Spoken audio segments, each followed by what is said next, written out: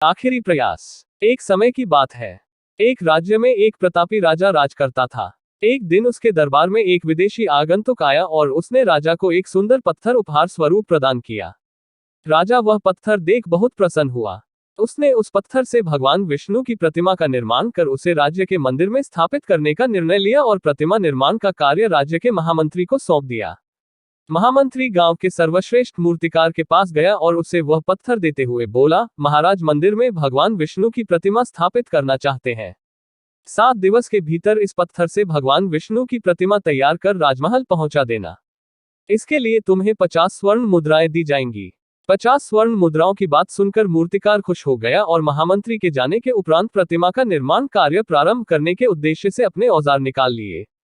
अपने औजारों में से उसने एक हथौड़ा लिया और पत्थर तोड़ने के लिए उस पर हथौड़े से वार करने लगा, किंतु पत्थर जस का तस रहा। मूर्तिकार ने हथौड़े के कई वार पत्थर पर किए, किंतु पत्थर नहीं टूटा। 50 बार प्रयास करने के उपरांत मूर्तिकार ने अंतिम बार प्रयास करने के उद्देश्य से हथौड़ा उठाया, किंतु ये सोचकर हथौड़े पर प्रहार करने के पूर्व ही उसने हाथ खींच लिया कि जब 50 बार वार करने से पत्थर नहीं टूटा, तो अब क्या टूटेगा। वह पत्थर लेकर वापस महामंत्री के पास गया और उसे यह कह वापस कर आया कि इस पत्थर को तोड़ना नामुमकिन है, इसलिए इससे भगवान विष्णु की प्रतिमा नहीं बन सकती।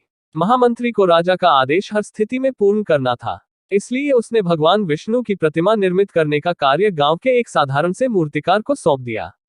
पत्थर लेकर मूर्तिकार ने महामंत्री के सामने ही उस पर हथौड़े से प्रहार किया और वह पत्थर एक बार में ही टूट गया। पत्थर टूटने के बाद मूर्तिकार प्रतिमा बनाने में जुट गया। इधर महामंत्री सोचने लगा कि काश पहले मूर्तिकार ने एक अंतिम प्रयास और किया होता तो सफल हो गया होता और 50 स्वर्ण मुद्राओं का हकदार बनता। सीख। मित्रों, हम भी अपने जीवन में ऐसी परिस्थितियों से दो चार होते रहते हैं।